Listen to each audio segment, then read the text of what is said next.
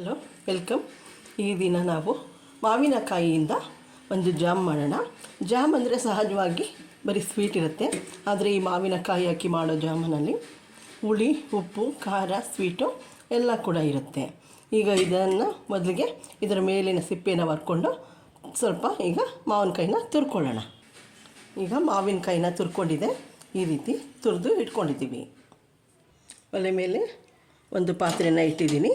ಈಗ ಅದಕ್ಕೆ ಅರ್ಧ ಸ್ಪೂನು ಜೀರಿಗೆ, ಅರ್ಧ ಸ್ಪೂನ್ ಸೋಂಪು ಮತ್ತು ಅರ್ಧ ಸ್ಪೂನ್ ಮೆಂತ್ಯ,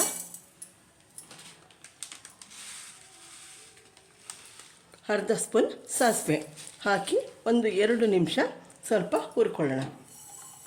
ಹುರಿಬೇಕಾದ್ರೆ ಇದಕ್ಕೆ ಎಣ್ಣೆ ಹಾಕುವಂಥ ಅವಶ್ಯಕತೆ ಇಲ್ಲ.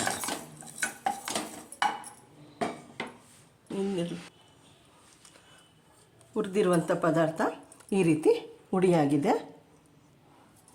ಇದನ್ನು ಒಂದು ಕಡೆ ಇಟ್ಕೊಳ್ಳೋಣ.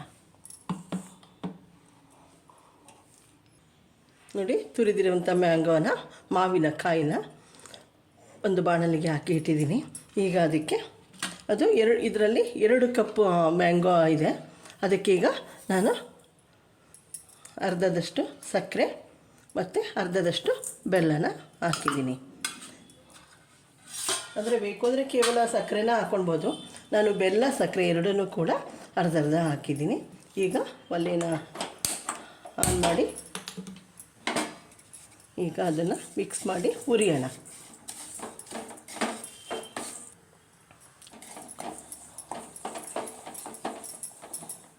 ಸಕ್ಕರೆ ಕರಗಿ ಸ್ವಲ್ಪ ತೆಳುವಾಗ್ತಾಯಿದೆ.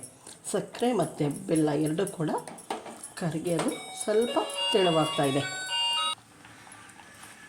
ಮ್ಯಾಂಗೋ ಬೇಯ್ತಾ ಇದೆ. ಈಗ ಅದಕ್ಕೆ ಅರ್ಧ ಸ್ಪೂನು ಅಷ್ಟು ಉಪ್ಪನ್ನು ಹಾಕೋಣ. ಮಾವಿನಕಾಯಿ ಬೇಯ್ತಾ ಇದೆ, ಅದಕ್ಕೆ ಅರ್ಧ ಸ್ಪೂನಷ್ಟು ಅಚ್ಚ ಖಾರದ ಪುಡಿನ ಹಾಕೋಣ ಮತ್ತು ಚಿಟಿಕೆ ಅರಿಶಿನವನ್ನು ಕೂಡ ಹಾಕೋಣ. ಹಾಕಿ ಎಲ್ಲನೂ ಸ್ವಲ್ಪ ಹೊಂದ್ಕೊಳ್ಳೋ ರೀತಿ ಮಿಕ್ಸ್ ಮಾಡೋಣ. ಈ ಮಾವಿನಕಾಯಿ ಜಾಮ್ನಲ್ಲಿ ಉಪ್ಪು, ಹುಳಿ, ಸಿಹಿ, ಖಾರ ಎಲ್ಲ ಕೂಡ ಇರುತ್ತೆ. ಇದು ಬ್ರೆಡ್ ಮೇಲೆ ಜಾಮ್ ರೀತಿ ಅಪ್ಲೈ ಮಾಡಿ ತಿನ್ನೋದಕ್ಕೂ ಚೆನ್ನಾಗಿರುತ್ತೆ. ಮತ್ತು ರೊಟ್ಟಿ, ಚಪಾತಿ, ದೋಸೆಗೂ ಕೂಡ ನಂಚ್ಕೊಂಡು ತಿನ್ಬೋದು. ಚಟ್ನಿ ರೀತಿ ಯೂಸ್ ಮಾಡ್ಬೋದು. ಮಾವಿನಕಾಯಿನ ಸೀಸನ್ ಆಗಿರೋದ್ರಿಂದ ಯಾವುದಾದರೂ ಒಂದು ರೀತಿಯಲ್ಲಿ ಮಾವಿನಕಾಯಿನ ಮಕ್ಕಳಿಗೆ ತಿನ್ನಿಸ್ಬೇಕು ಅನ್ನೋ ರೀತಿಯಲ್ಲಿ ಈ ರೀತಿ ಮಾಡಬೇಕು. ನೋಡಿ, ಹುರಿದು ಪುಡಿ ಮಾಡಿದ್ವಲ್ಲ, ಆ ಪುಡಿನೂ ಕೂಡ ಈಗ ಮಿಕ್ಸ್ ಮಾಡೋಣ. ಇದನ್ನು ಹಾಕಿದ್ರೆ ಅದರ ಟೇಸ್ಟು ಹೆಚ್ಚಾಗುತ್ತೆ. ಉಪ್ಪು, ಹುಳಿ, ಖಾರ ಅಲ್ಲದೇ ಜೀರಿಗೆ ಮತ್ತು ಸಾಸಿವೆ, ಮೆಂತ್ಯ ಇವುಗಳ ಫ್ಲೇವರು ಕೂಡ ಸೇರಿಕೊಳ್ಳುತ್ತೆ.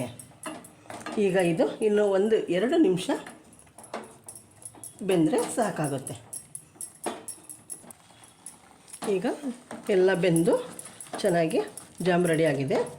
ಮತ್ತು ನೋಡಿ, ತಳನೂ ಕೂಡ ಬಿಡ್ತಾಯಿದೆ. ತಳನೂ ಬಿಡ್ತಾಯಿದೆ. ಈಗ ಒಲೆನ ಹಾಸೋಣ. ನೋಡಿ, ಈ ರೀತಿ ಲೇಯರು ಕೂಡ ಬರುತ್ತೆ. ಈಗ ಇದನ್ನು ಒಂದು ಪಾತ್ರೆಗೆ ಹಾಕೋಣ. ಜಾಮು ರೆಡಿಯಾಗಿದೆ. ಈಗ ಅದನ್ನು ಒಂದು ಬೌಲ್ಗೆ ಹಾಕೋಣ.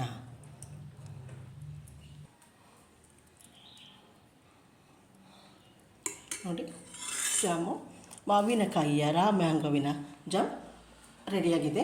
ಈಗ ಇದು ಬ್ರೆಡ್ಗೆ ಹಾಕ್ಕೊಂಡು ತಿನ್ನೋದಕ್ಕೆ, ಚಪಾತಿ, ದೋಸೆ, ರೊಟ್ಟಿ ಎಲ್ಲದಕ್ಕೂ ಕೂಡ ಚೆನ್ನಾಗಿರುತ್ತೆ. ನನ್ನ ಈ ವಿಡಿಯೋ ಇಷ್ಟವಾದಲ್ಲಿ ಲೈಕ್ ಮಾಡಿ, ಶೇರ್ ಮಾಡಿ. Okay, thank you.